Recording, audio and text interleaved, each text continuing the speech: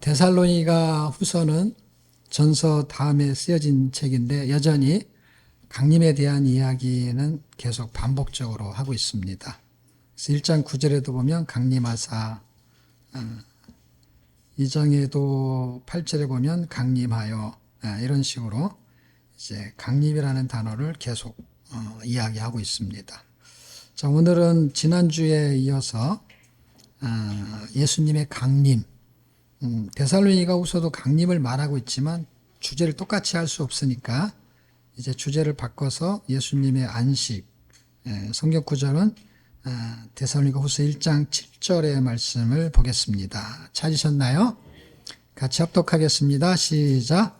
환난을 받는 너희에게는 우리와 함께 안식으로 갚으시는 것이 하나님의 공이시니 주 예수께서 자기의 능력의 천사들과 하늘로부터 불꽃 가운데에 나타나실 때에, 나타나실 때에 하면서 이제 강림의 분위기를 보여주는 거죠.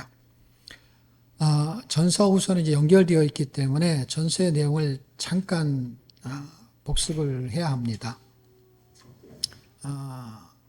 그 주제에 맞게 그 예수님의 강림을 기다리는 5가지의 자세에 대해서 우리가 살펴봤습니다.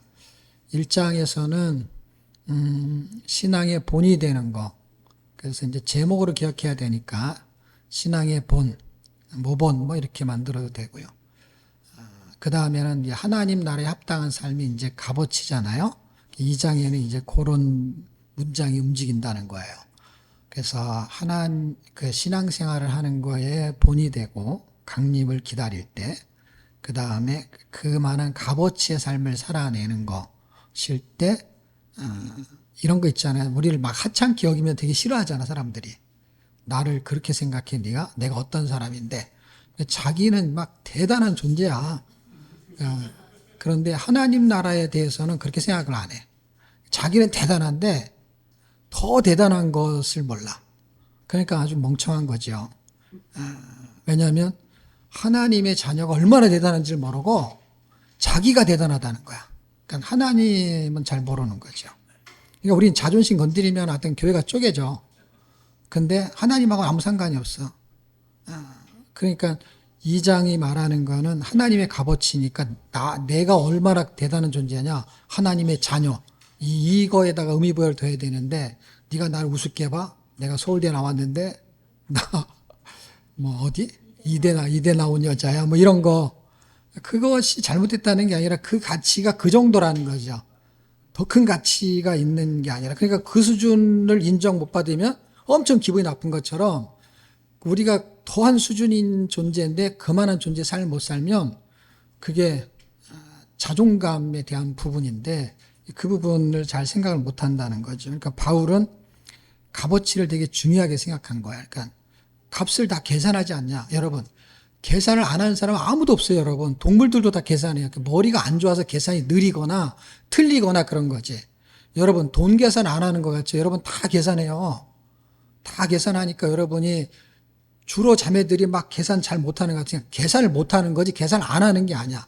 그래가지고 계산을 잘 못해. 계산을 못하니까 시간도 계산을 못해. 그래갖고 막 시장에 가가지고 1+1 사왔는데 맛대가리가 하나도 없어. 그러니까 왜 이거 사왔냐 그러니까 이게 싸다는 거야. 그 계산을 한 거야 안 한 거야? 계산을 했는데 계산을 못한다는 거야. 그러니까 사람들은 자기가 계산을 안 한다고 생각하는데 그 돈이잖아. 돈 계산한 거잖아 다. 계산했는데 진짜 계산을 못하기 때문에 돈을 흥청망청 쓰는데 계산을 못해. 그게 뭐냐면 흥청망청 쓰면서 그걸 아끼는 거야 여기다가. 이게. 그러니까 계산을 못하는 거야. 계산을 안 하는 사람은 없어. 계산을 못하는 거지. 진짜 계산을 잘하는 사람, 그런 사람이 장사꾼이 되는 거야. 그 사람은 이윤을 남겨야 되니까. 근데 장사를 하는데 계산을 하는데 계산을 못해. 그래가지고 이윤을 적게 남기거나 잘 못해. 그럼 자선 사업을 하는 거야, 자선 사업. 이해가 돼요? 계산을 다 하게 돼 있어. 그러니까 이 바울이 영적인 거에 대한 계산을 하는 것도 어떤 사람이 잘하냐? 육적인 거에 계산을 잘하는 사람이 머리가 빨리 돌아가. 똑같은 거니까 이치가 이게 그림자이기 때문에. 그래서 여러 사람들 중에서 가장 계산에 박식한 사람이 누구냐면 세리들이야. 세리 중에서 세리의 세무소장을 한 사람이 누구냐면 세무서장이지. 삭개오라는 사람이야. 계산을 딱 해봤어. 지금 내려가는 게 난가? 그 여기 올라가죠? 모른 척 하는 게 난가? 계산을 하는 거야. 다 계산해보니까 어떻게?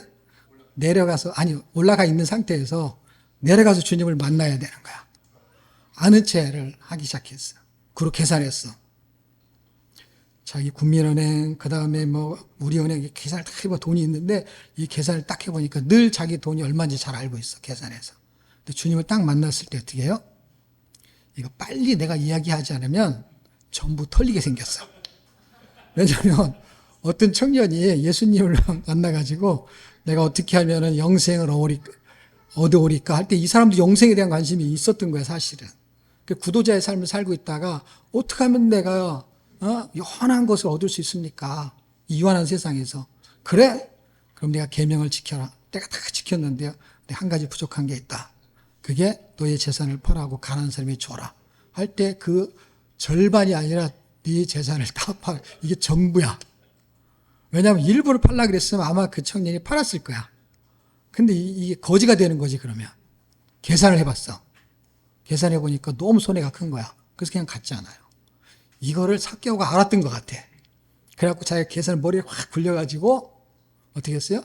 그냥 절반을 딱 내놓으니까 예수님이 나머지도 이렇게 안 하고 그냥 절반을 내놓는다고 하니까 그냥 봐준 것 같아. 그리고 혹시 거기까지만 하면은 나머지 절반은 뭐 할 건데 이러면 그것도 내놔야 되잖아. 그러니까 선수를 치는 거야. 나머지 절반은 토색한 일이 있을 때 갚아야 될 돈이기 때문에 잘 갖고 있겠다는 거야. 이 사람이 계산을 정말 잘하는 사람이에요. 이 장은 계산할 줄 알아야 돼요, 여러분. 계산을 못하는 사람은 시간도 계산 못하고 삶도 계산을 못해요. 그래서 사람 편하고 좋은 것 같지만 천만의 말씀 엉망으로 살게 돼 있어요. 나중에 보세요. 병들고 가난하고 다 누워. 나는 그냥 편하게 잘 살았다. 웃기시네. 맨날 병원 다니면서 아프고 막 이빨 치료하고 막 그러면서 다 죽상을 하고 앉았는데 말은 그렇게 하는 거야. 왜? 자기가 관리를 못했으니까. 자업자득이니까. 자기 고생이야 그게. 그러니까 뭘 해야 되는 거야? 계산을 해야지. 건강에 대한 계산, 돈에 대한 계산, 의복에 대한 계산, 삶에 대한 계산, 시간에 대한 계산. 계산을 엉망으로 하는 사람은 인생을 엉망으로 살기가 쉬운 거예요, 여러분.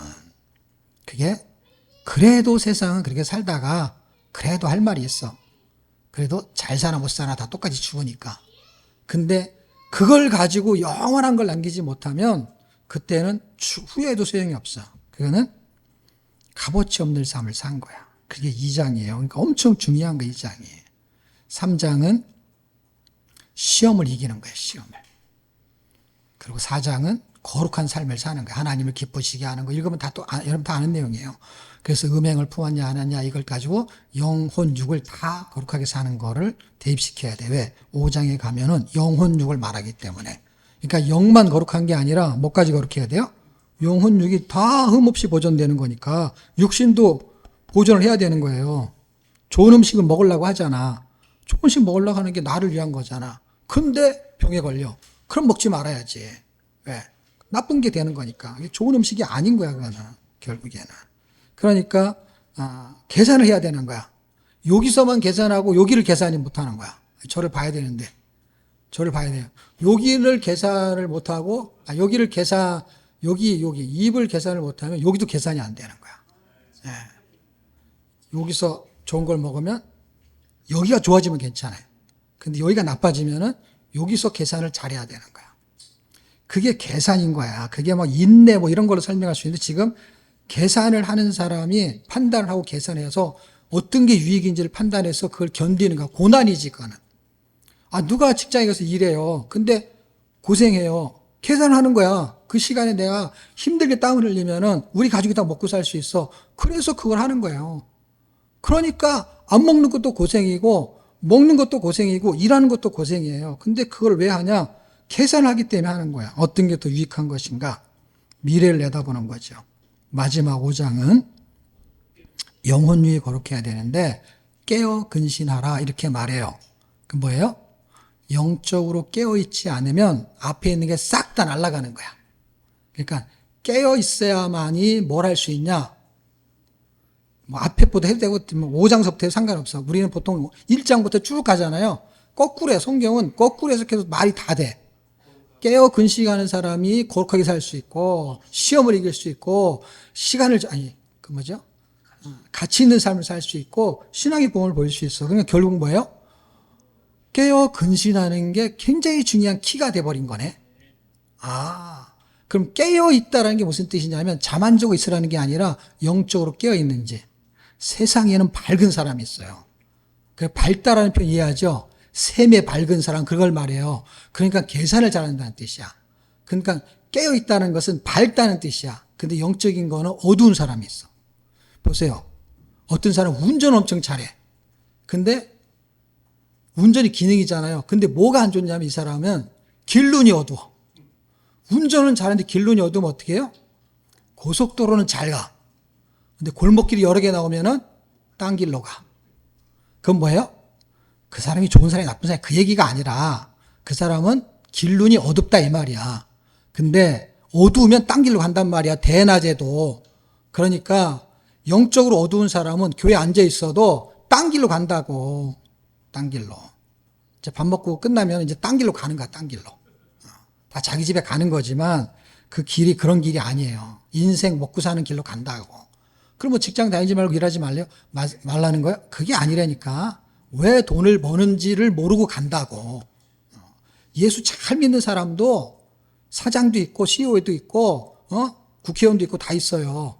무슨 얘기냐면 예수를 잘 믿기 때문에 아무것도 안 해야 된다는 게 아니라 예수를 잘 믿는다는 어느 분야에서든지 그가 방향을 잡아주는 사람이라는 거야. 밝기 때문에. 길눈이 좋은 사람이 옆에 앉아있으면 어떻게 해요? 이 사람이 방향을 잡아주면 되잖아. 그걸 우리는 뭐라 그러냐? 그거는 내비게이션이라고 합니다. 성경은 우리에게 길눈이 되어주는 거예요. 그리고 우리를 깨어있게 만들어요. 우리가 다 깨어있는 게 아니라 우리가 막 어두운 길로 가려고 하고 막 그거를 표현하면 졸려고 할 때 깨워주는 게 뭐냐? 그게 말씀이에요. 그래서 똑바른 길로 가다가도 갑자기 유혹이 생겨갖고 딴 길로 갈 수 있어요. 이렇게 절대 안 가는 일은 없어. 길눈이 좋아도 실수할 수 있듯이 그냥 하나님 말씀대로 살고 싶은데도 어두워서 딴 길로 갈 때가 있어. 그때 우리를 깨워주는 게 뭐냐? 그게 말씀이라는 거예요. 그래서 그 5가지를 얘기했고 오늘은 그하고 연결돼서 잘 설명해 들어보시면 강림의 목적을 제가 설명했잖아요. 강림의 목적을 할 때 성령이 강림하는 목적이 있고 예수님이 강림하는 목적이 있을 때 예수님은 처음에 한번 오셨기 때문에 그것을 초림이라 그러고 지금 여기서 말하는 거는 재림의 강림을 말하는 거예요. 그러니까 초림, 재림을 2개를 다 말해야 돼 예수님. 왜냐하면 2번 오신 거나 마찬가지니까. 그러니까 재림이지. 한 번 온 건 에서 또 한 번 왔으니까. 그러니까 성령이 오셨을 때는 뭔가 구원을 보증하고 확증하고 또 하나는 예수의 부활을 증거하게 만드는 그런 의미의 부여가 있었고 예수님이 이 땅에 오시려고 했던 구약성경 전체가 계속 말하는 건 구원이잖아요. 구원을 이루실 분이고 그걸 도와줄 분이 성령인 거야. 그래서 보혜사라고 하는 거고 성령은. 그래서 그분이 오셨을 때의 목적이 구원이었고 이제 다시 오시는 거는 구원을 완성시키는 건데 어떻게 완성이 되느냐? 구원을 방해하는 무리들이 있어요. 그 무리들을 멸망시키고 심판하시는 거를 같이 하는 거예요. 처음에 올 때는 심판으로 오신 게 아니라 구원주로 오셨던 거예요. 그분이 오시기 전에는 창조주였어요. 그리고 그분이 오셨어요. 뭘로? 창조주가 구원주로. 그런데 그분이 다시 오세요. 뭐로? 심판주로. 근데 구원을 받은 사람은 완성이 되는 거니까 구원은 계속 연장이 되는 거죠. 구원을 계획하시고 구원하시고 구원을 완성하세요. 그 과정에 하나를 정리할 게 있는데 그게 구원을 방해하고 예수님의 재림을 방해하는 그런 세력들이 있어요. 그 세력을 어떻게 해요? 멸망시키려는 거예요. 그 2가지를 가지고 오시는 거예요. 그런데 이 데살로니가 후서에 보면은 특히 2장에 보면 무슨 내용들이 나오냐면 악의 세력들이 나와요. 거기 보면 이름도 참 재미있어. 2장에 보면 3절에 뭐예요? 네, 불법의 사람. 그 다음에 4절에 네, 대적하는 자. 그 다음에 그들이 활동하는 것을 뭐라 그러냐. 7절에 불법의 비밀, 8절에는 불법한 자, 9절에는 이게 2장에 다 몰려 있어. 그럼 2장이 중요한가 보다. 그게 아니라 책이 그랬잖아요. 장을 나눠놓은 거라 그랬잖아요. 2장이면 가운데잖아.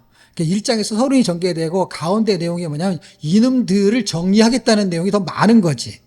이해가 돼요?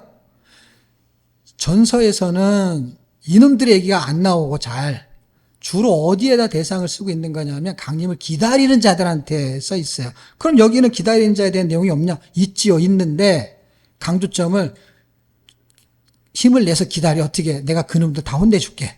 왜냐하면 이놈들이 자꾸 강림을 기다리는 그 사람들이 믿음으로 살려고 할 때 자꾸 시험 문제를 주고 막 하는 그런 악한 세력들이 있다는 거예요. 그래서 1장에 보면 아까 우리가 제목으로 읽은 게 있잖아요. 본문으로.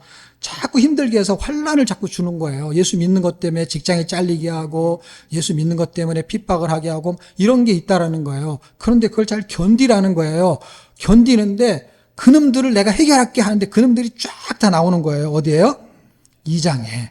그 3장에서는 그렇게 하나님 평강을 줄 테니까 너희가 이 땅에 살면서 일도 열심히 하면서 그냥 앉아서 박수만 치면서 다미성교회처럼 따라하면 안 돼. 그 얘기를 하는 거예요. 내용이 그냥 그거예요. 끝이에요. 별거 없어요. 그냥 그렇게 살면 되는 거예요. 살다 보면 막 힘들기도 하고 그러면은 또 위로도 받고 그리고 딴 길로 가면 또 말씀 읽어서 깨이고 이걸 반복적으로 그냥 사는 거예요. 뭐 더 잘 살고 못 살고도 없어요. 그냥 그렇게 사는 건데 원리가 그거에 눈이 띄어진 사람은 그 길로 달려간다고요. 그래서 바울은 내가 사명을 붙잡았는데 달려갈 길을 마치고 할 때 예수님이 달려오라고 안 했는데 달려간다니까. 예? 예수님이 이런 거하고 똑같은 거예요. 저기서 사랑하는 사람이 딱 나타났어. 그럼 이 사람이 그걸 딱 쳐다봤어. 그럼 빨리 뛰어와 그러겠어요. 사랑하는 사람 서로. 그럼 어떻게 해요? 서로 달려가는 거지. 바울이 달려간 거는요, 사랑인 거예요, 여러분. 경주로 표현했는데, 그거는 달리기의 비유를 든 거고, 사랑으로 표현하면 달려간다고. 그리고 아버지는 어떻게 해요? 저 동문 밖에 나와 서 있고, 거기서 눈이 마주치면. 근데 깨어있지 않은 사람은 어떤 줄 아세요? 자다가 딱 깼는데, 저기서 예수님이 딱 나타났어. 빨리 오세요. 그리고 자빠져 있는 거예요. 정말이라니까. 그리고 사실 예수님이 보이지도 않지. 그게 깨어있으라고 하면서 5장에서, 전서 5장에서 말하는 게 뭐냐면, 마귀가 올 때는 도둑같이 온다는 게 뭐냐면, 예수님이 올 때, 도적은 밤에 오고 그런 거 있잖아요. 밤과 낮을 비유하는데, 예수님이 올 때도 도적 같다라는 거야. 도적이 임할 때가 대낮에 눈을 벌겋게 뜨을 때 오는 게 아니라 다 잠잘 때 온다는 거예요. 예수님이 올 때도 다 그럴 때 온다는 거예요. 노아의 방주 시기처럼 다. 그런데 깨어있는 사람은 밤이 아니라는 거야. 그래서 예수님이 언제 오는지 다 안다는 거야. 그러니까 이 비유는 내가 좋게 표현해서 그렇지, 여기 성경대로 표현하면 예수님이 저기 있는데 눈을 딱 뜨니까 봤어. 천만의 말씀. 안 보여요. 어떻게 안 보이는 줄 아세요? 누가복음 24장에 예수님이 부활의 그 옆에 서 있어도요, 예수님이 이렇게 쳐다보니까 너무 예수님하고 똑같아. 3일 전에 죽었는데, 예수님이 동생이에요. 어떻게 이렇게 똑같이 예수님 막 인수를 하면서, 누구세요? 정말 예수님하고 똑같이 생겼네요? 막 이런 얘기하고 앉았는 거야. 예수님이 웃으면서 설명을 다 해주니까 나중에 눈이 밝아져가지고, 그게 깨어야 눈이 밝아지고, 옆에 서가지고 목소리 듣고 얼굴 쳐다보고 다 해도 모른다니까요. 그러니 교회를 수십 년 다니면 알겠어요? 예수님이 같이 먹고 자고 한 사람도 모르는데. 깨었다는 게 그렇게 이론적으로 쉬운 게 아니에요, 여러분. 성경 좀 외우고 안다고, 성경 많이 읽었다고 깨어있는 거 아니에요. 깨어있는 거는요, 딱 종자가 달라요, 종자가. 깨어있는 거는 다 바울하고 같은 성향을 갖게 돼 있어. 성향 자체가 달라. 성품 성향이 있는 것처럼 기질은 다르지. 베드로의 기질, 요한의 기질, 바울의 기질은 다르죠. 바나바의 기질, 달라.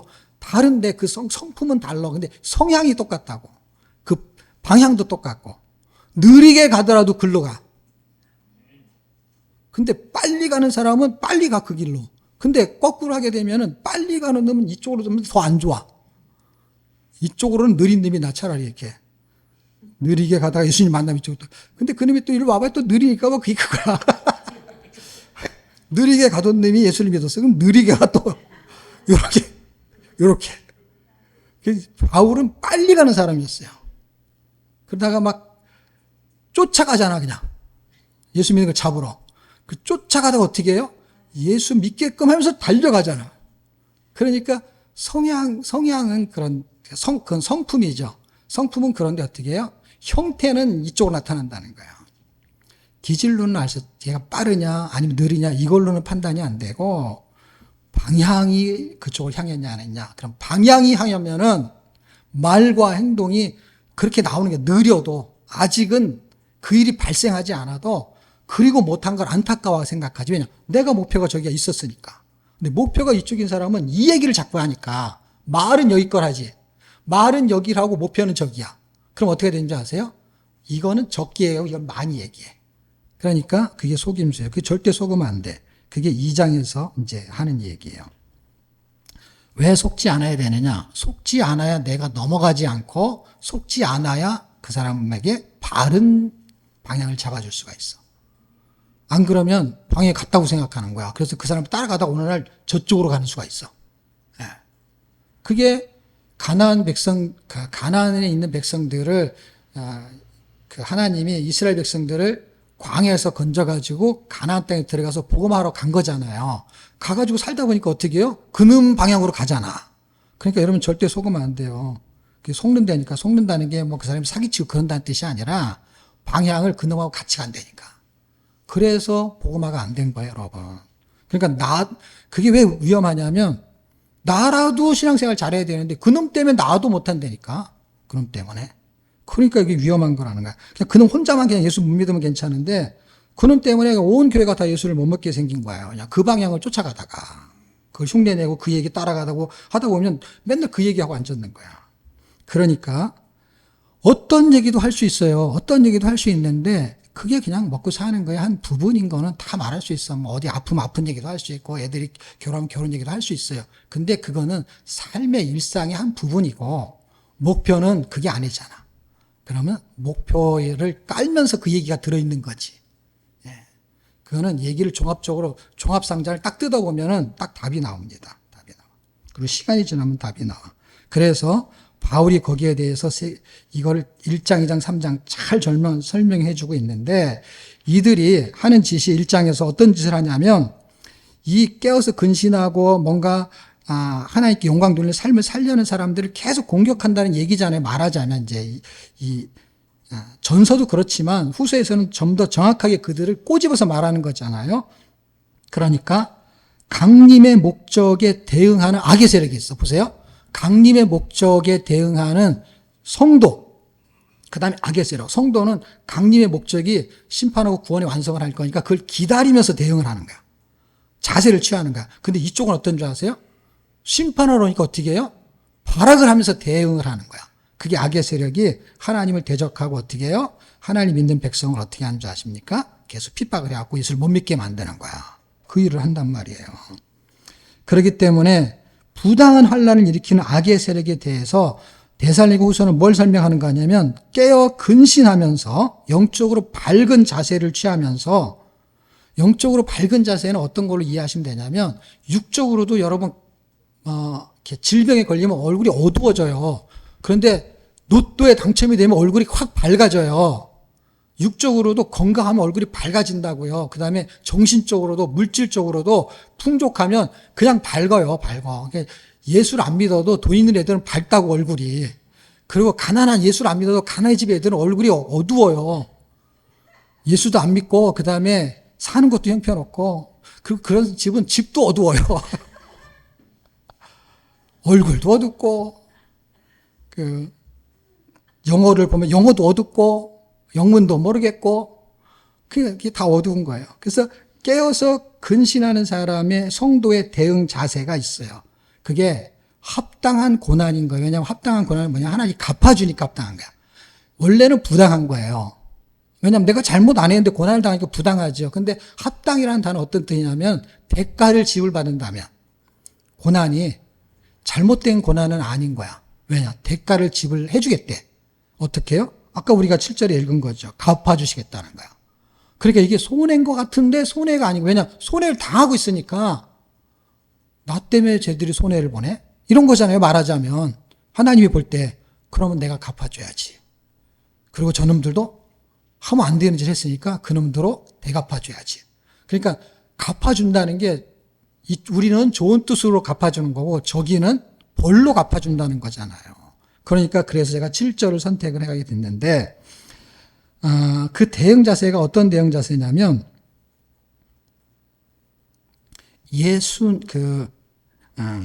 환난을 당하는 자들이 합당한 고난, 그 성도의 대응 자세를 취하면서 자세를 지금 제가 세 가지를 말할 거예요. 1장에 하나, 2장에 하나, 3장에 하나씩 찾아가지고 세 가지를 말할 건데 깨어서 근신함으로 환난을 당하는 자들에게 임하는 뭐가 있는 거냐면 예수님의 안식이 있는 거야. 이걸 갚아주는 거니까. 이 갚아줄 것을 미리 깨닫는 사람들. 왜냐면 우리가 한 달 일하고 월급을 받는다 그러면은 한 달 돼야 받는 거잖아. 근데 아직 29일까지밖에 안 됐어. 그래도 월급을 안 줘. 계속 일을 하는데. 그런데 왜 29일까지 참아요? 받을 걸 생각을 하는 거죠. 안 받고 난 안 받고 일해. 그런 사람 없다니까. 적게 줘도 딴 데로 가려고 하는데 어떻게 안 받고 일을 해요. 그것도 매일, 매달, 매년. 받는다고. 받는데 어떻게 해요? 받는데 지금 당장 오늘 일해도 돈을 안 주고 내일 일해도 돈을 안 주고 하는데도 기다린다고. 그게 월급 날이야. 그럼 여기 뭐야? 갚아주는 날이 그날이야. 그러니까 그 날을 믿으면 견디는 거야. 월급 날을 알기 때문에 견디는 것처럼. 아니 덜 힘든 것처럼. 그러니까 환난을 당하는 자들에게 임하는 예수님의 안식이 있는 거야. 이 부당한 고난을 합당한 고난으로 바꾸는 게 예수님의 안식이 임할 때는 합당한 고난이 되는 거야. 안식 때문에. 그럼 그 세 가지가 뭐냐면 안식을 예수님 깨어 근신하면서 부당한 그 환난을 일으키는 그 악의 세력에 대응하면서 하나님의 구원의 완성을 기다리는 자의 자세가 전서에서는 5개를 설명했다면 후서에서는 연장성산에서 그 깨어 근신하는 자들이 합당한 삶을 살면서 그 합당한 삶이라는 거는 그 아까 말한 전서의 2장에 보면 하나님의 값어치 이런 합당한 삶을 사는 것이 고난을 당하는 거야. 고난을 당하면서 무엇을 무엇을 누리는 삶을 사냐면 예수님의 안식을 누리는 삶을 사는 세 가지를 말하는 거예요. 예수님의 안식. 그게 뭐하고 연결되는 거냐면 사탄의 그 대적을 이기는 삶이야. 왜냐하면 지금 대적자가 있는 거잖아요. 여기선 대적자를 말하면 2장은 전체가 대적자 이름을 명단을 다 끄집어내고 있잖아요. 그러니까 하나님의 안식을 누리는 삶이 결국 무슨 얘기냐면 대적자를 이기는 삶이 되는 거야. 그런데 그게 결국 안식을 누리는 거하고 동일시되는 거야. 그냥 결과물이 그거가 되는 거니까.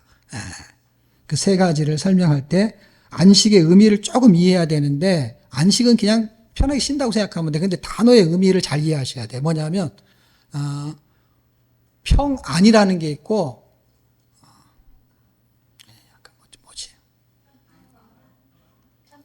평안이 있고 편안이 있고 똑같은 건가? 그러니까 편안한 것하고 편안하고 좀 틀린 그런 느낌. 그 무슨 얘기냐면 평온. 그러니까 별일 없어요. 평화가 있을 때가 있잖아요. 평화. 그런 거에서는 누구나 다 이렇게 편안하죠. 근데도 불안한 사람이 있지. 아무 일이 없는데 머릿속에 막 걱정하는 거. 근데 다윗이라는 사람이 막 도망을 다닐 때 얼마나 불안하겠어요. 그걸 죽이려고 잡으러 다니는데. 근데 그분이 뭐라 그랬냐면 자기는 그렇게 많은 사람이 쫓아와도 하나님으로 인해서 자기는 안연하리로다. 편안하리로다. 평강이 임한다는 거야. 평강이. 그러니까 그냥 일이 안 힘들면 편안한 일이죠. 편안한 일.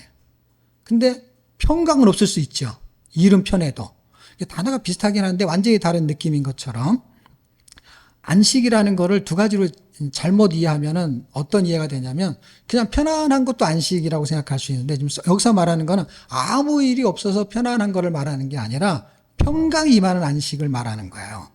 그러니까 예수님의 안식은 TV 보면서 주는 안식도 안식인데, 그러니까 여행 가서 낚시하는 안식도 안식이라고 이렇게 쉼이 있으니까. 그런데 그런 육신적인 안식을 포함하지만 지금 여기서 말하는 안식으로 갚아주겠다라는 건 뭐냐면 이제 아무 일도 안 하고 가만히 누워가지고 TV만 보고 그런 의미를 말하는 게 아닌 그 이상의 의미를 말하고 있다라는 것입니다. 그래서 두 가지 예를 들어야 돼요. 왜냐하면 진짜 말하려는 게 그건지 아닌지를 확인해야 되니까. 안식이라는 단어는 어디에 나오냐면은 창세기 2장 3절에 나와요. 출발 처음에. 그런데 히브리서를 한번 볼래요? 히브리서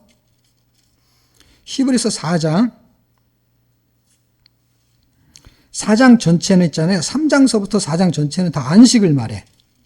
이게 주제가요. 제가 이제 이거 강의할 때 주제를 모세나 또는 예수님의 비유를 들어서 얘기했잖아요. 그랬을 때 모세가 주는 안식과 여호수아가 주는 안식을 말하는 거예요. 그러니까 모세가 주는 안식은 광야에서의 안식이고 여호수아가 주는 안식은 가나안 땅에서 안식이에요. 그리고 그 전에 안식이 없었냐? 당연히 노예로 사는데 어떻게 안식이 있어요? 내가 쉬고 싶어도 어떻게 해요? 주인이 저기서 일하라 그러니까. 내가 주인이 되면 어떻게 해요? 내가 일하고 싶으면 일하고 쉬고 싶고 그러니까 안식이지. 그래서 구원이 안식이 원래는 죄의 종로로 돼서. 그래서 모세를 통해서 하니까 모세 얘기가 그래서 나오는 거야. 그 다음에 4장은 여호수아가 나오는 거고.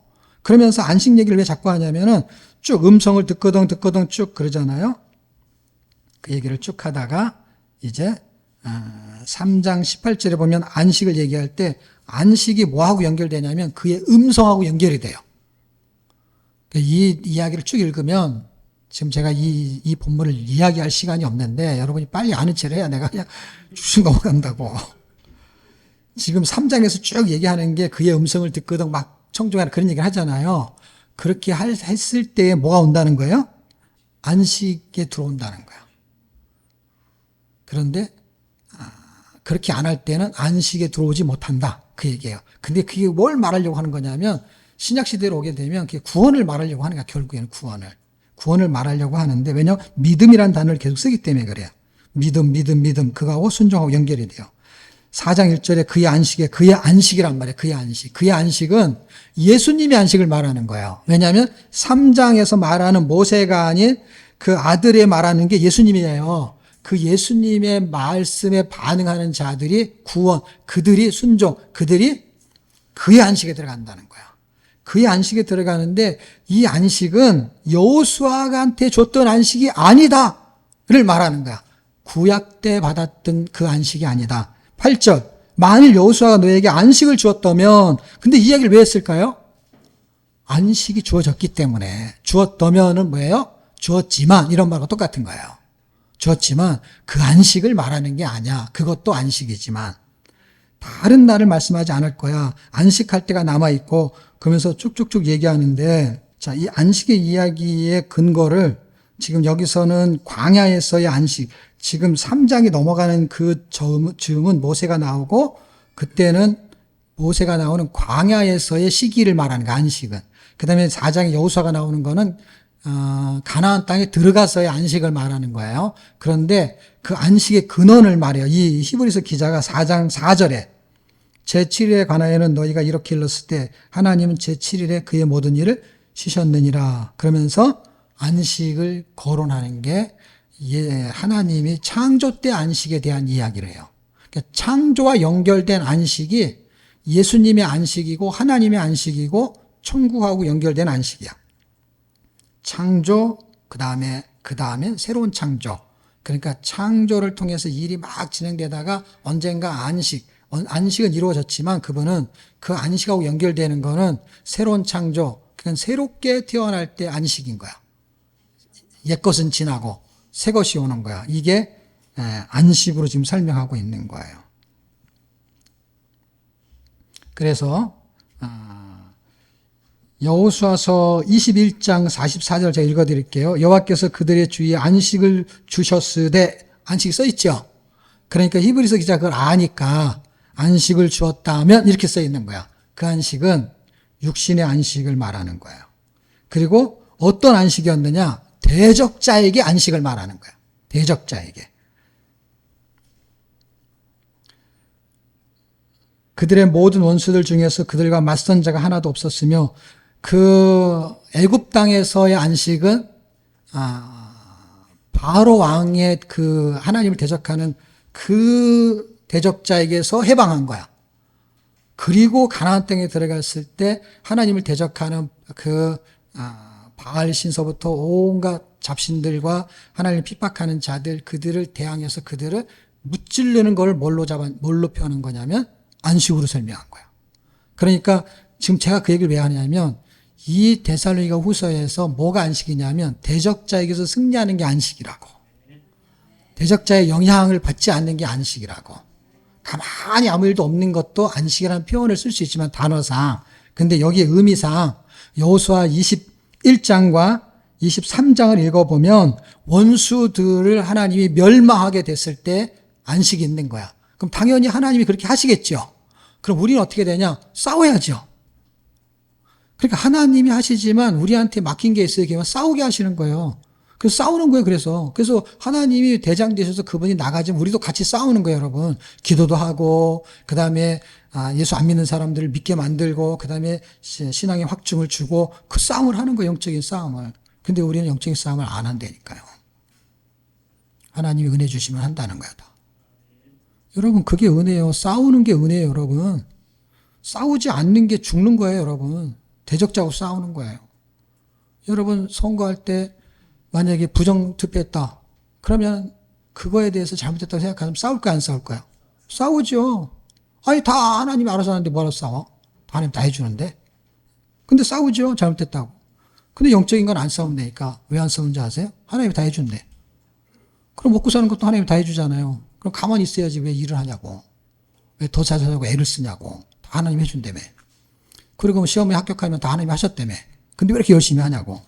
어차피 다 하나님이 해줄 건데 설렁설렁하지.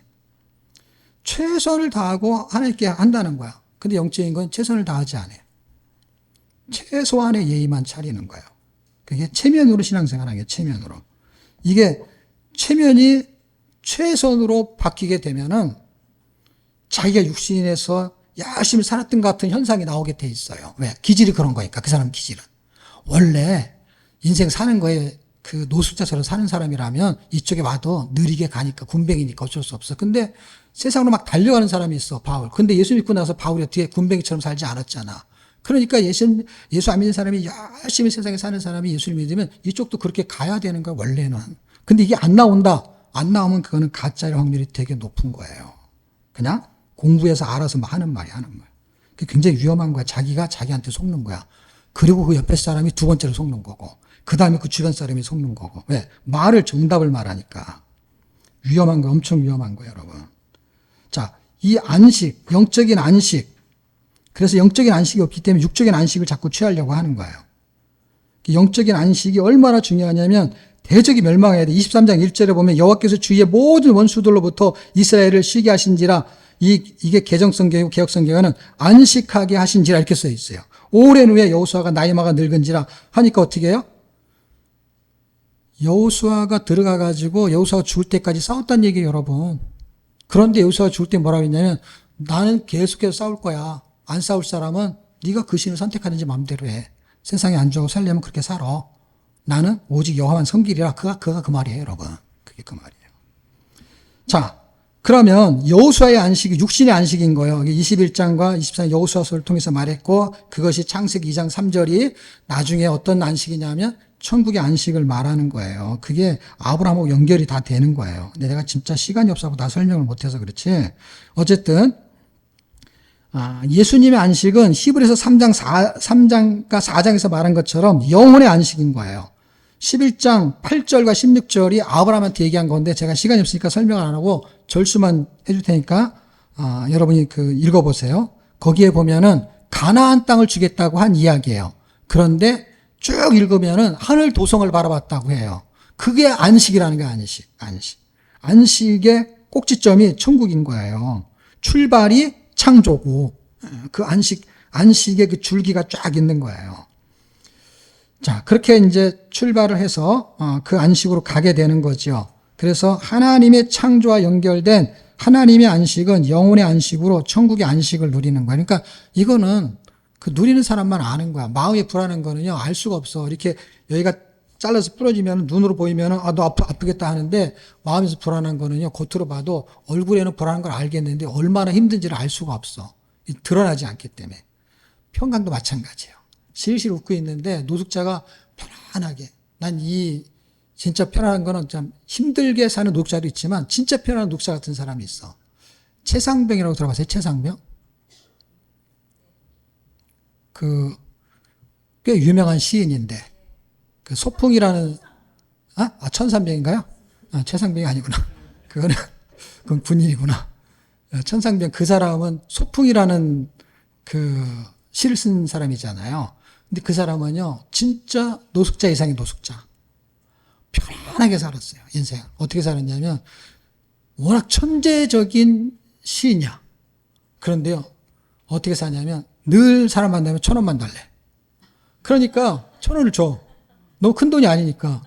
그러면 막걸리 하나 사 먹고 시를 써요. 그리고 만나면 1,000원만 달래. 그런 일화가 있더라고요.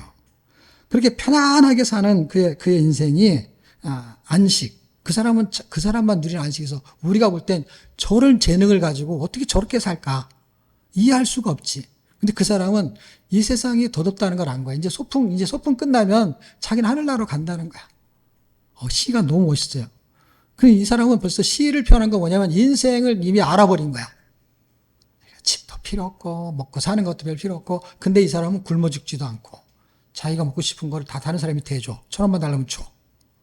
예? 그는 자기 사는 길이 있어. 이 사람하고 비슷한 사람이 하나 있어요. 똑같진 않지만. 그런 사람들이 그냥 다 치부소리처럼 아마. 예? 최춘선 할아버지가 원래 이쪽 강서구 쪽의 땅이 다 그 사람 땅이래요. 저쪽 김포공항에 있는 땅이 다 그 사람 땅이래. 그거 다 나눠줬대, 땅을. 그리고 남의 집에서 살고, 친척 집에서. 그리고 어떻게 그럴 수가 있어요? 우리가 생각하면은, 한 평이라도 더 살라고, 자기 등기해 놓으려고 하는데, 그 사람은 인생을 알아버린 거야. 그렇게 살아야 된다는 뜻이 아니에요. 왜냐하면 그렇게 살 수가 없어요. 보통 사람은. 정말 특별한 사람이에요. 근데 그 사람이 누리는 안식을 알 수 있냐 이 말이 제가 말하는 건 안식을 말하고 싶은 거예요. 그 사람의 행동이 좋다 나쁘다 그 말이 아니에요. 왜냐하면 다 그럼 예수 믿는 사람 다 그 사람이처럼 살아야 되게 그렇지 않잖아요. 그 사람은 그렇게 살 수 있는 성향을 가진 거지. 그러니까 그 사람은 그렇게 사는데 그 사람한테 있는 안식을 우리가 이해할 수 있냐는 거예요. 예? 그런 것처럼 안식이나 불안을 눈에 보이지 않아요. 근데 그런 안식이 천국의 안식인 거예요. 제가 설명을 이렇게 해도 설명이 안 되고 저도 다 몰라요. 알 수가 없어요, 저도. 근데 단지 제가 그냥 깨달은 정도만 말하는 거야. 그 안식을 누리는 삶이 첫 번째가 뭐냐면 영혼의 자랑거리를 만드는 거야. 그게 대적하는 거야. 두 번째는 적그리스도한테 속지 않는 거야. 왜 속지 않아야 된다냐면은 적그리스도가 여러분 적이 빨간색이 아니에요. 적그리스도가 두 가지 형태예요. 하나는 예수 믿는 사람을 핍박하는 형태로 대적자로 나타나고 또 하나는 대신 자기가 예수 진짜 잘 믿는 거로 나타나요. 잘 믿는 거로. 여러분 바울이 적그리스도가 아니지. 예수님을 잘 믿는 척하는 게 아니잖아. 잘 믿는 척하는 게 너무 신기하게도 적그리스도라는 거야. 적그리스도가 다 밖에 있다고 생각하죠. 왜냐하면 적그리스도가 밖에 있다라는 거는 대적자일 때 눈에 확 보여. 근데 안에 들어오잖아요. 그럼 적그리스도가 안에 있어. 대신하기 때문에. 그래서 적그리스도 교회가 생겨. 내가 하나님이야 하는 교회가 있잖아요. 그럼 교회 덩어리가 적그리스도야. 그러면 보통 정상적인 간 안에도 적그리스도가 있냐? 당연히 있죠. 왜냐하면 하나님 흉내를 내면 적그리스도니까. 자기가 하나님 흉내를 내는 거야. 그 흉내를 낸다 안 된다를 어떻게 표현하기 참 곤란한데 그렇게 흉내를 내면 적그리스도가 되는 거야. 여러분 지금 한참 유행인 게 AI 있잖아요. 그 다음에 더 이제 앞으로 이제 뜨는 단어들이 있어요. 그게 양자 컴퓨터, 뭐 양자 과학이에요. 양자는 이 자연을 대신해요. 자연을 흉내내요. 자연처럼. 아무도 이해할 수 없는 것을 그것이 밝혀내요. 양자 컴퓨터가. 비밀들을 다 파헤치고. AI는 사람을 흉내내요. 사람 똑같이 행동하잖아요. 그리고 사탄은 누구를 흉내내냐? 하나님을 흉내내요. 이게 똑같은 원리예요. 양자 컴퓨터가, 양자가 자연을 흉내내고 AI가 사람을 흉내내. 나중에 사람처럼 있죠. 걸어다니면서 대화도 하고. 그래갖고, 야, 계란 좀 후라이 해와. 그러면 이게, AI가 저기 있지. 공장에서 일하는 AI만 있는 게 아니에요, 여러분. 이제 머리가 다 날리고 해가지고 지가 충전도 자기가 벽에 가서 딱 해요. 충전도 걸어다니면서. 그리고 설계를 하면 되니까 너 여기 가서 이렇게 딱 기대. 그러면 이게 충전이 되는 거예요. 충전도 시킬 필요 없어. 지가 알아서 해요. 로봇 청소기보다 더 훌륭해요. 말도 하고 시키는 거 하고 없을 때 이렇게 해놔. 그러면은 나는 이제 계란 후라이 있지. 미디엄 이렇게 해줘. 그러면 걔가 다 그렇게 하고 갖다 주는 거예요. 그렇게 해서 AI는 사람을 흉내내요. 근데 사람은 누구를 흉내내는 줄 아세요? 사람은 자연을 흉내내는 게 아니고 AI를 흉내내는 게 아니지만 그것들이 흉내를 내는 거니까 이미 만들어져 있는 자연과 사람을 흉내내는데 근데 그걸 하나님이 만들었어. 이제는 누구를 흉내내는 게 가장 높은 데로 올라가냐? 하나님을 흉내내는 거야. 그게 하나님을 대신하는 거야. 자기가 하나님이라고 하는 거야. 흉내낸다는 거는 그와 똑같아진다 이 뜻이야. 똑같아진다. 그래서 사람은 흉내내. 그거를 뭐라 하냐? 사탄의 세력이라는 거야. 악의 세력. 악한 세력들이 그 일을 하게 되는 거예요. 세 가지를 다시 간추려서 이야기하면 영혼의 자랑거리를 만들어야 뭐가 되는 거냐? 그것이 악의 세력을 대적하고 그리스도의 안식을 누리게 되는 거예요. 그게 데살로니가 후서 1장 3절과 4절 읽게 되면 이렇게 써 있어요. 형제들아 우리가 너희를 위하여 항상 하나님께 감사할 것이 이것이니 당연함은 너희의 믿음이 더욱 자라고 너희가 다 각기 서로 사랑함이 풍성함이니 그러므로 너희가 견디고 있는 모든 박해와 환난 중에서 너희의 인내와 믿음으로 말미암아 하나님의 여러 나라에서 우리가 친히 자랑하노라. 자랑거리를 만들어야 되는 거예요. 제가 지금 레전하우스 하다가 레전하우스가 막 오프라인 하게 되면은 잘 되면요 결국 제가 돈을 버는 거예요. 제 책이 팔리고. 그런데 지금 제가 그걸 안 하고 뭘 하고 있는 거냐면 통도원을 만들어 가지고 통도원은 돈이 안 되는 거예요, 여러분. 통도원에 가서 강의해도 돈 안 주잖아. 그게는 돈 받으려고 강의하러 가는 게 아니고 통도원을 세워야 되니까 그래서 이런 식으로 하라 이거야. 그러니까 통도원을 세워서 통독 집회를 하게 만드는 거잖아요. 그럼 그거는 뭐하러 만들어? 그냥 말통 집회만 하면 되지. 사람들 오면 되는데. 근데 각자 알아서 그걸 하게 만들잖아요. 통도원을 만드는 목적은 뭐냐면 자랑거리를 만드는 거예요. 전서에서 면류관을 만드는 것처럼 너희는 우리의 면류관이야 라는 것처럼 자랑거리를 만들어야만이 그게 영적인 안식이 있는 거예요. 저는 통도원이 하나씩 늘어날 때요. 그게 자랑거리지. 통도원이 자랑거리가 되는 거잖아요. 레젠하우스의 자랑거리는 뭐야? 통도원이죠. 그리고 거기에 리더를 세워야 통도원이 생기는 거니까 리더를 세워야죠. 리더가 실력이 없으면 안 되니까 심화과정을 만든 거고 그 실력을 좋게 해야 되는 거고 예수님은 안 그렇겠어요? 바울은 안 그렇겠어요? 다 데리고 다니면서 그렇게 했겠지. 뭔가 이렇게 설명도 해주고 오병이 길면은 물어보면 그건 이런 뜻이야라고 가르쳐도 주고 너도 한번 해봐. 그래서 실습도 시키고 예수님이 실습을 얼마나 많이 시켰는데 여러분.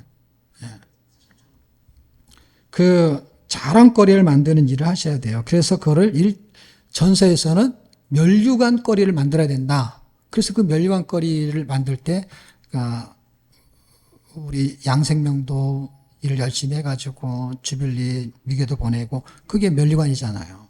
그리고 그 면류관보다 더 큰 면류관 갖고 있는 최성원 형제는 미교만 보낸 게 아니라 스리랑카에도 보내잖아요. 그래서 면류관이 2개야. 그러고 보니까 강호주 형제님은 3개네.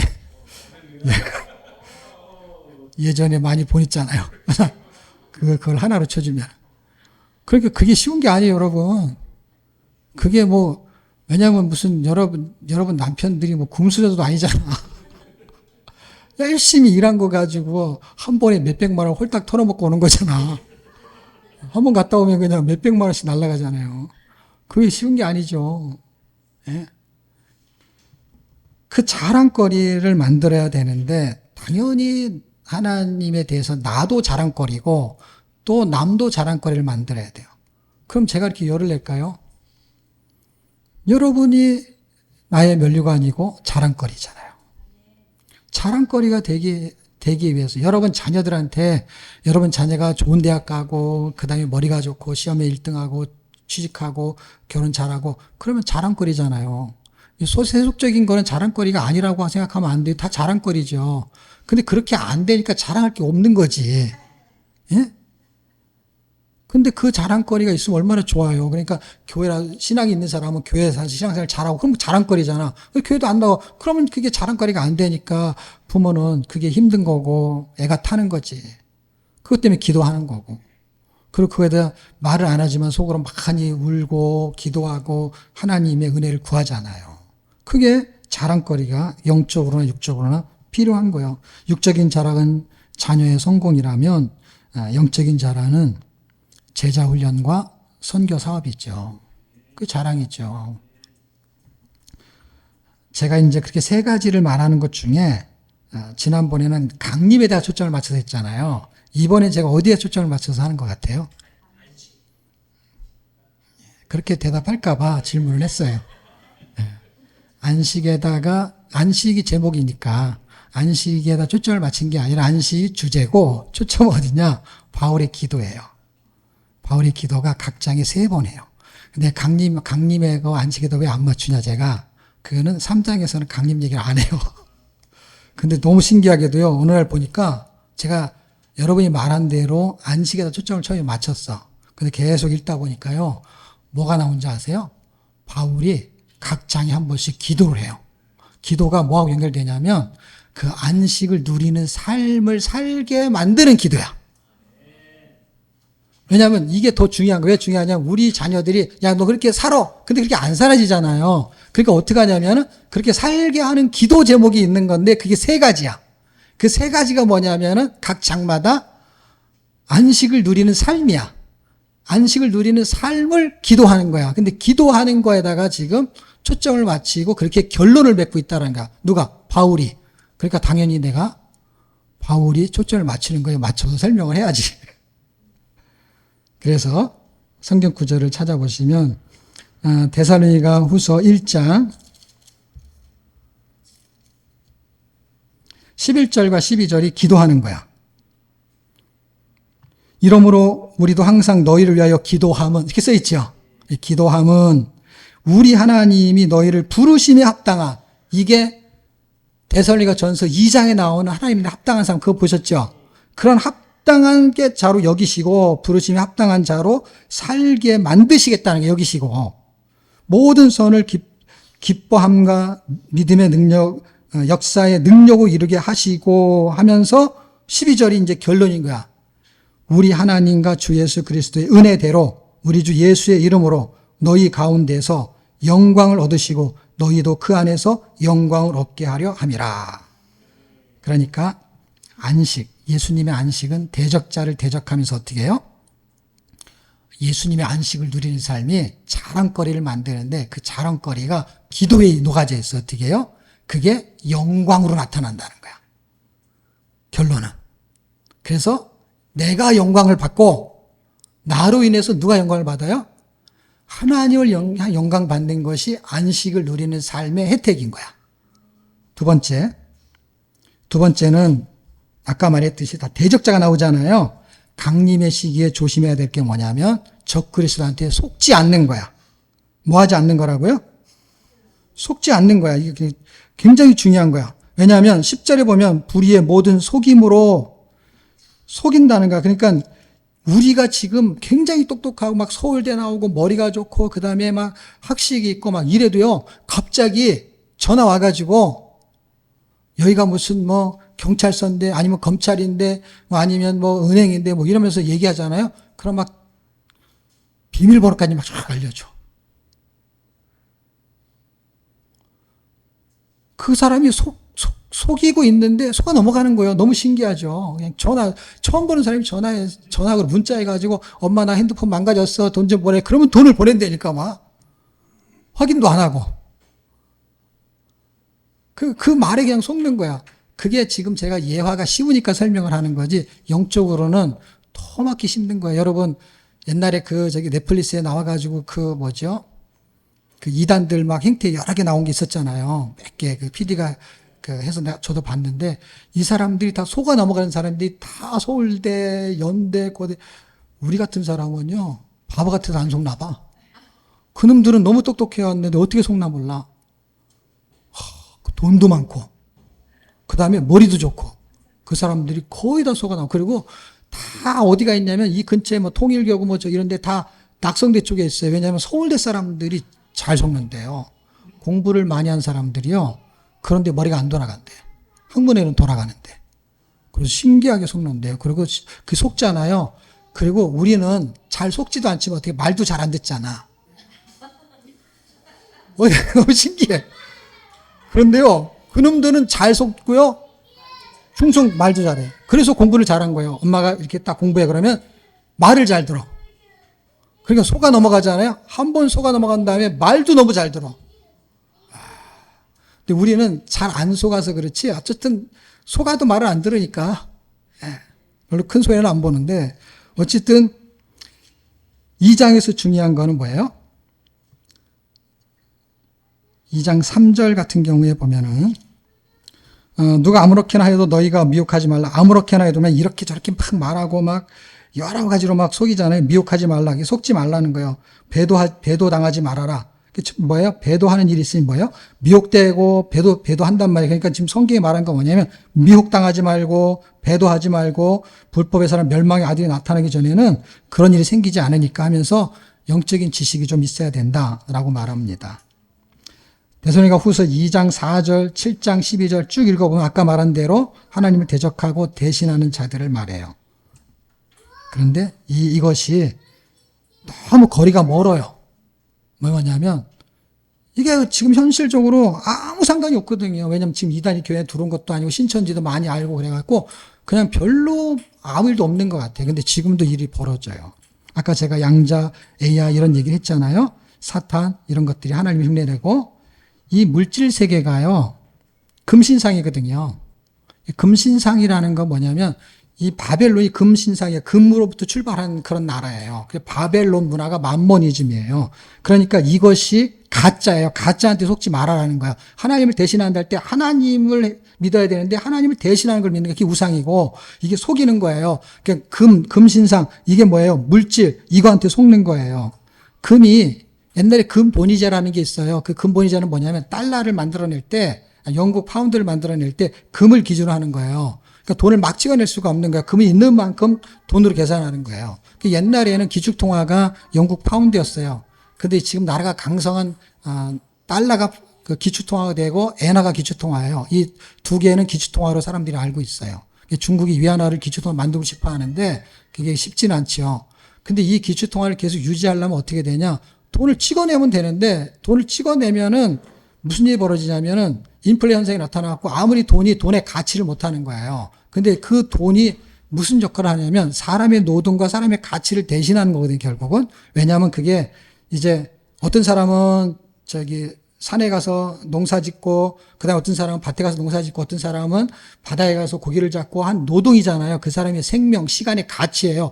그걸 갖다가 물물교환해서 바꾸는 거를 돈이라는 걸로 편리하게 해결한 거예요. 그래서 돈으로 편리하게 해결해서 이 가치의, 노동의 가치의 시간, 그래서 그 생명이 돈하고 연결이 돼 있어요, 사실은.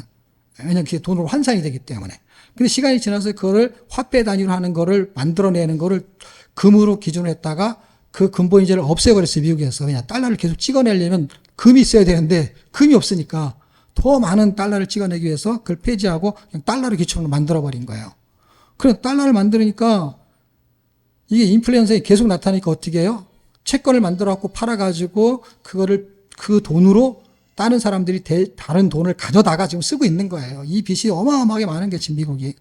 그래서 지금 파산하기 직전이에요. 그럼 또 채권을 찍어서 팔면 되지 않느냐? 예, 또 팔면 되는데 사줘야지. 이제 중국과 일본이 안 산다고요. 안 살면 어떻게 해요? 돈을 못 빌리는 거예요. 못 빌리면 어떻게 돼요? 이자를 내야 되잖아요. 어떤 이자요? 이미 채권을 가져간 사람한테 이자를 줘야 되는 거예요. 돈을 빌렸으니까. 그러니까 어떻게 해요? 이게 안 돌아가면은요, 여러분이 말하는 그 부도 같은 현상이 나타나는 거예요. 그러면은 달러가 휴지조각이 되면 달러의 가치가 내려가게 되잖아요. 그러면 기축통화가 바뀌게 되는 거야, 나중에는. 그러니까 미국이 이거를 유지하기 위해서 지금 무슨 작업을 하고 있냐면은 그 다음에 그게 달러로 해서 채권이 보세요. 금을 있는 거를 달러로 대신한 거잖아요. 이게 다 이게 달러가 금이라고 있다고 생각해 했던 거잖아요. 그런데 이 달러를 갖고 있다가 달러가 자꾸 기준치가 낮아지니까 어떻게 해요? 돈을 빌려야 되니까 채권을 줘요. 채권이 달러를 대신하게 된 거예요. 여기 빌린 돈, 휴지인데, 종인데.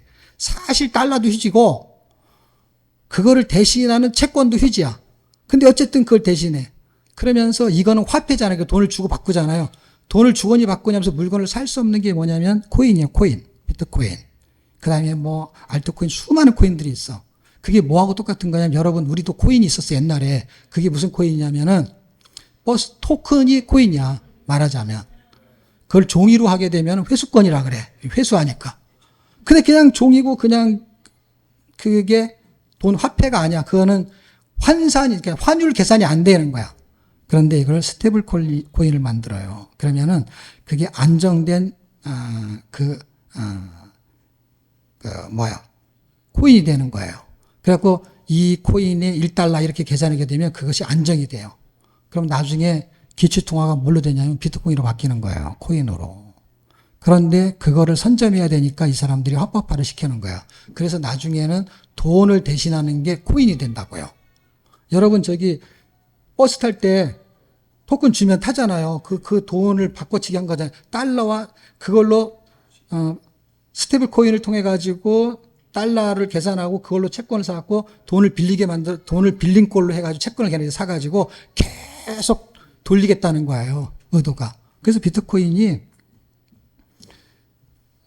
합법화를 시키지 않으면 지하 경제의 기축통화가 되니까 이 트럼프라는 사람이 이거를 자기 나라에서 선점을 하려고 하는 거고 이 싸움이 지금 시작이 된 거예요. 그러니까 세계 내 화폐 제도가 이렇게 바뀌어요.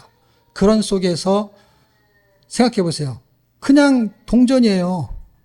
근데 이게 돈을 대신하는 거예요. 달러를 대신하는 거예요. 그러니까 뭐예요? 이게 사람의 가치를 대신하는 거예요. 그래서 돈 때문에 사람이 죽기도 하고 살기도 하는 거예요. 그 돈을 줘야 병원에 가서 약을 주든지 그다음 밥을 먹든지 하는 거예요. 근데 그놈이 이제는 점점 금이 달러가 됐다. 그 다음에 그것이 채권이 됐다. 그것이 이제는 비트코인 같은 코인으로 바뀌는 거예요. 그래서 우리나라에도요, 스테이블 코인이 있어요. 우리나라에도. 여러분 몰라서 그렇지. 그래서 코인 있는 사람이, 외국 사람이 한국에 와가지고요, 그 비자 카드하고 연동이 돼 있어가지고요, 그 카드를 집어넣잖아요. 그럼 달러로 나와요. 그리고 차감은 비트코인으로 차감이 되는 거예요. 그러면은 그 어느 나라에 가도 뭐가 없어지냐? 은행이 무너지는 거예요, 그러면요. 왜? 환전을 안 하잖아. 수수료가 없잖아. 그 사람들이 먹는 수수료는 따로 있지. 근데 은행 수수료가 없죠. 그리고 어느 나라에 가도 이제 노보테시를 탄다. 그러면 이제 그 카드를 집어넣으면은 미국에 가도 달러로 바뀌고 영국에 가면 파운드로 바뀌고 하면서 그걸 집어넣으면은 그냥 우버를 타고 다니는 거예요. 시대가 이렇게 바뀌는 거에 사람들은 열광을 하면서 뭐에 빠져드느냐? 이제 물질 세계에 가짜가 진짜 노릇을 하게 되는 거예요. 진짜를 지배하는 게 가짜가 됐어요.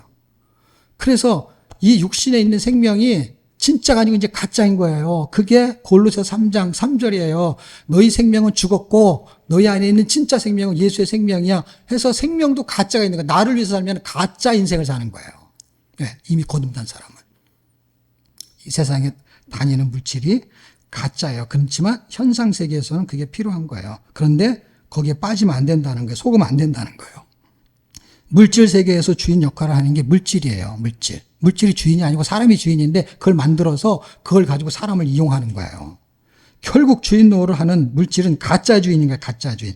사탄은 이 가짜 주인에 열광하게 만드는 거예요. 열광하게. 가짜 주인의 역할을 하는 물질을 우리가 사용하고 있어요. 그런데 하나님을 대적하는 사람들이 이걸 이용한다는 거예요. 우리는 어떻게 되느냐? 우리는 가짜 주인 역할을 하는 그 물질을 주인 역할로 내어주면 안 되고 그것을 우리가 사용할 수 있는, 물질에 이용당하지 말고 물질을 사용하는 그런 물질 세계에서 물질에 속지 않는, 물질이 필요 없다는 얘기가 아니에요. 그것을 어떻게 사용해야 되는지에 대한 계산을 하셔야 되는 거예요. 그리고 물질이 필요하냐? 당연히 필요하죠. 당장 여기가 월세다 그러면 월세를 내야죠. 월세 못 낸다. 그러면 교회 못 하는 거죠. 그 교회 문 닫는 데가 얼마나 많은데요. 뭐가 없어서? 돈이 없어서. 진짜는 돈이 없어서 못한 건 아니지만 현상은 돈이 없어서 못한 거예요. 왜? 교인이 없고 헌금이 없고 그래서 못한 거잖아요. 그러니까 영적인 흐름이 막히면 돈도 막히는 거야, 사실은. 영적인 흐름이 끊어지면 돈도 끊어지는 거고, 교인이 없어도 영적인 흐름이 이어지면 후원이 들어오는 거예요. 그거는 영적인 세계에 하나님이 인도하시며, 왜? 물질을 사용하시니까 하나님이. 누구의 물질이든. 자, 바울의 기도는 그러면 어떻게 되느냐? 이것을 대적하고 이기고 거기에 속지 않은 사람들을 위해서 데살로니가 후서 2장 16절과 17절에 기도를 하는 거예요. 우리 주 예수 그리스도와 우리를 사랑하시고 영원한 위로와 좋은 소망을 은혜로 주신 하나님 아버지께서 너의 마음을 위로하시고 모든 선한 일과 말에 굳게 하시기를 원하노라. 이렇게 사는 사람들을 위로하시겠다는 거예요. 그래서 대적해서 싸워야 되니까 가난하기도 하고 질병에 걸리기도 하고 얼마나 힘들어요. 근데 어떻게 해요? 그거를 거기에 속지 않고 믿음을 지키는 사람들을 하나님은 위로하시겠다는 거야. 그러니까 이게 기도가 결론인 거예요. 결론. 자, 마지막 세 번째 3장은 그리스도의 인내로 믿음을 지키는 거예요.